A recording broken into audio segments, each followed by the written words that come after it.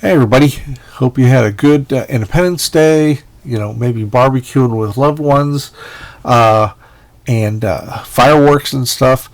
So I'm going to dive right into this. Darklon the Mystic one-shot from Pacific Comics. I've mentioned in previous episodes that Pacific Comics was a company it came out of a distributor, Pacific Comics. It lasted about a year, but then they were just losing money doing it. And similar with Capital Comics. Let's get down to it. Jim Starlin. This was originally published in 3 parts in an Eclipse, I think, or some kind of anthology, and these collect all 3 into like one issue. I love that. I don't know if the figure was smaller and then maybe Starlin decided to blow it up as a photostat, and then either way he left it, and that's just my summation. Maybe he actually drew it that way, but it's great. It's so great. Such bold, thick rendering lines, and this kind of stuff wacky too. I love it. I like the coloring a lot. I meant to buy the black and white just to have both versions. Look at that. Wow. And there's a ton of new tricks that Starlin employs in this series, and I'd love to see more. I love that a panel in the middle where he's got these tiny little tic tacs going there, and it's just fun. I mean, just like that's not how a shadow would normally look, but just like George Perez would do really wild rendering that wouldn't necessarily be accurate. A little bit of white out there. I love that stuff. Playing around with line work. Jack Kirby's last 2 books, Captain Victory and Silver Star. This was used for a cover. This goes into the Retribution of Part 3.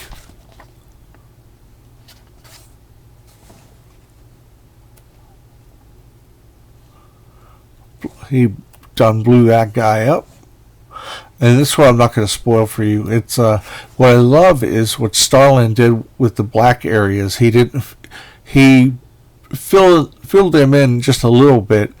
Now, and what I like is he's not trying to do stars. He's not trying, because he does a more random effect with the stars. But this in the late 90s, I did this sort of thing, but I had more black spaces here and there. If I was doing like the inside of a jail cell or something grimy, I would do that kind of stuff. And Joe said, if you study his stuff, he didn't fill in his blacks all the way either, just most of the way. I'm not going to spoil that for you, so hold on, I get a drink of water. Hang on. And I just smash cut to the next book, Rom Space Knight. I hate that so much. Galactus shows up, and Bill Mantlo, as I said in the past, he's brilliant at incorporating the Marvel Universe with the Microdоts. Out of breath here first thing in the morning. And Rom Space Knight as well. Well, Galactus, he's a big deal. This was just reprinted in the finally printed Rom Omnibus Volume 1. And I was so excited about this. The book itself was really great. Rom was essentially the Silver Surfer. He was a very noble person, except he didn't whine a lot like the Silver Surfer. He had a share of whining. Everybody does. And there you go, Galactus. He's coming to eat Galador, which is a home planet. So much stuff going on. And this is Sal Buscema inked by Joe Sinnott, which is just heaven. So you have all these other Space Knights with different powers.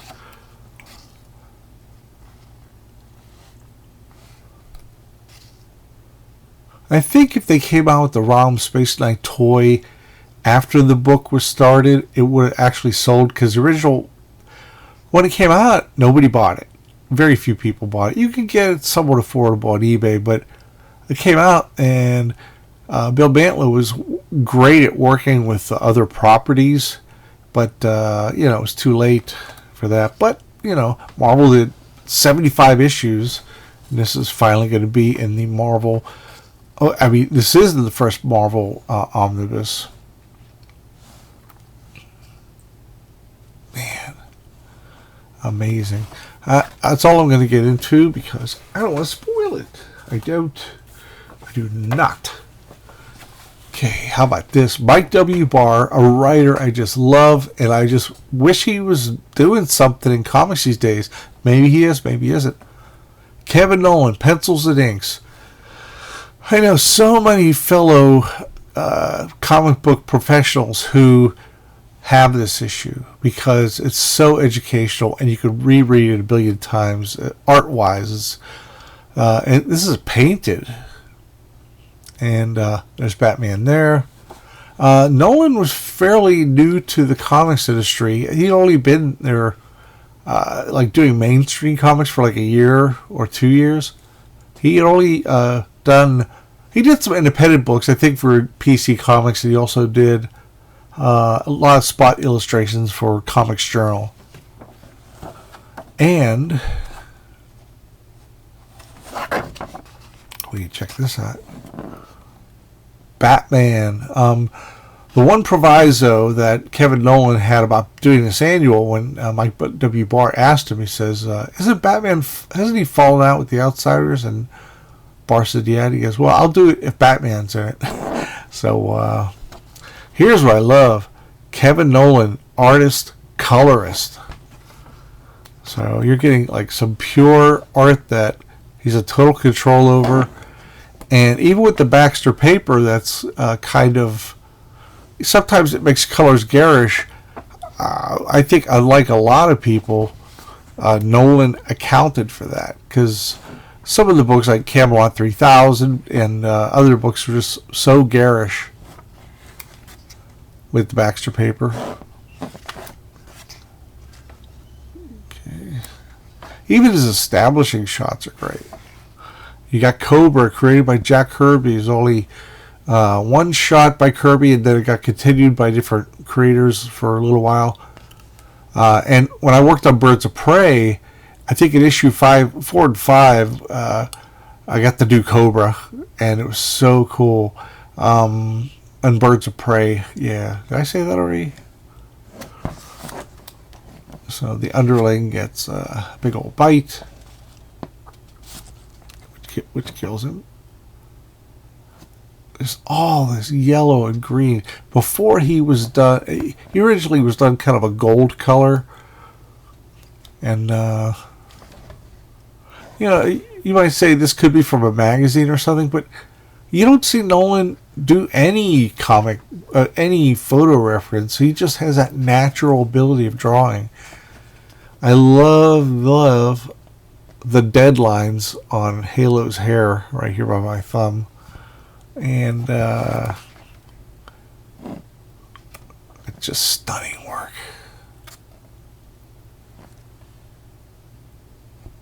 There's Katana, who's pretty cool. Geoforce, who is the brother of Terra from New Teen Titans. Metamorpho sticking this guy in whatever the hell it is.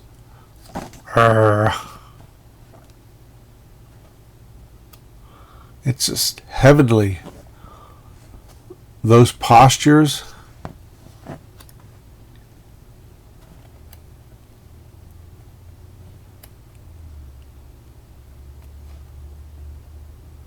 Okay, that's it for now. But super cheap, super cool. Now we go to Malibu Comics, which it came out in the early 90s. The Ultraverse started because Malibu published the first year or so of Image Comics, creator-owned book with you had Eric Larson, Todd McFarlane, Rob Liefeld and all that. And they got supposedly 90% of their own characters' royalties, and with that 10%, Malibu had enough money to create their own universe and hire heavy hitters like George Perez. Whoop. And it was a lot of other artists too, and they were a bit mediocre, but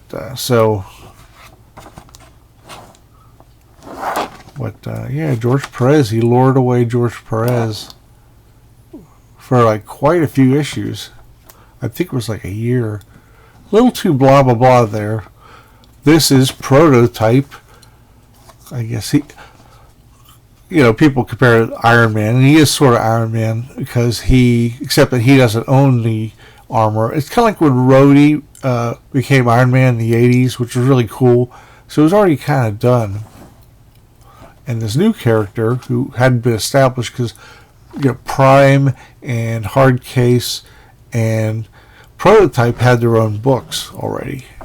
So you had a lot of extra new characters.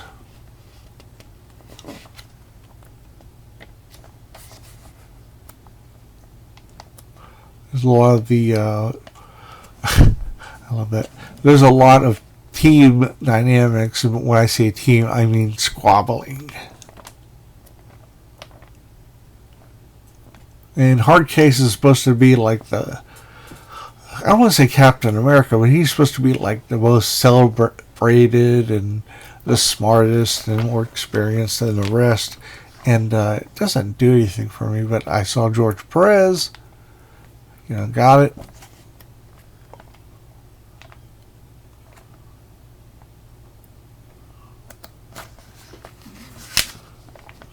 And anyway, the backup, I don't know who it's from. It doesn't give credits. But if you're fighting, it's always good to lead into the battle with your ass. So stupid. Okay, Jerry Rafferty is here. Cover by Howard Chaykin. Zoom in, yeah, SOB. There you go. Hang in there, everybody. It will inevitably focus. There we go. There we go. Howard Chaykin is just awesome. I've said it before, but I remember kind of liking this, but the characters are just extremely derivative. And what else is there? And some of the other characters that remind me of the other ones remind me of characters that let's say the Avengers or Justice League, that they were created to be extra members with no real background. It's kind of like when Dr. Druid showed up in the Avengers, one of the worst characters ever. And Aztec, the Ultimate Man, which Grant Morrison wrote, only lasted 10 issues. He stuck him in the JLA. So these are like kind of filler people. They're okay, but there's just nothing really new about them. This character Ghoul, though, he's probably my favorite as far as imagery. Now we are going to Amazing Spider-Man King Size Special, which was reprinted in Giant Size Spider-Man around 1976. The Web and the Flame. And there's a ratty copy, so I got it pretty cheap. And it's penciled by Larry Lieber. It doesn't say it there. And Larry does a really nice job. Nice spread there.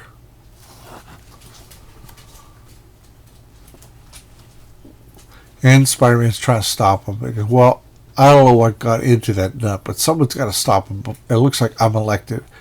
It's almost enough for a fellow to swear off for all wall crawling. Ugh. You can tell it's a morning. I sound dopey. But really impressive stuff by Larry Lieber.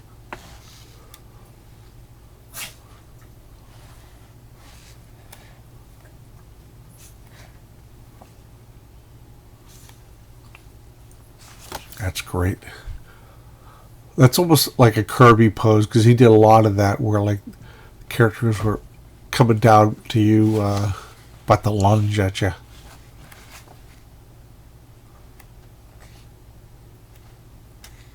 And it guest stars Mysterio and the Wizard, Spider-Man and Torch's enemies.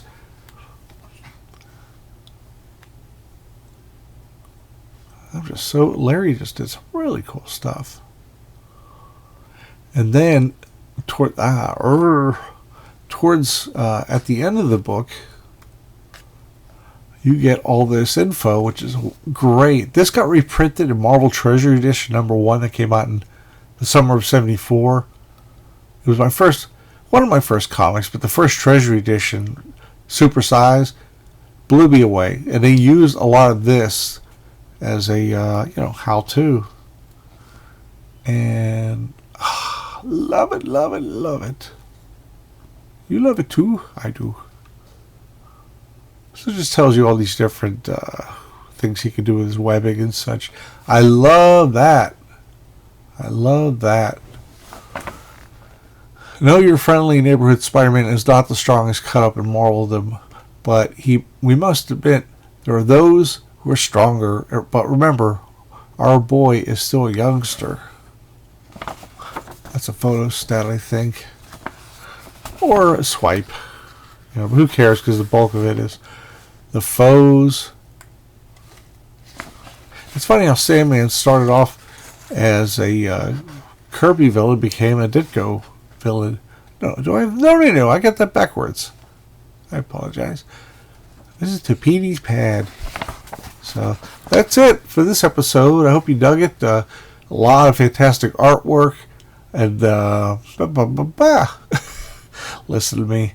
I take commissions where I do pencils and inks on, but it's Drew Geraci Comics at gmail.com. And anyway, if you like this episode, smash the subscribe button and hit the like button. And how about sharing it with some of your friends that would really get a kick out of reading old comics or having them reviewed? That's it. Hey, everybody, have a good day. Bye.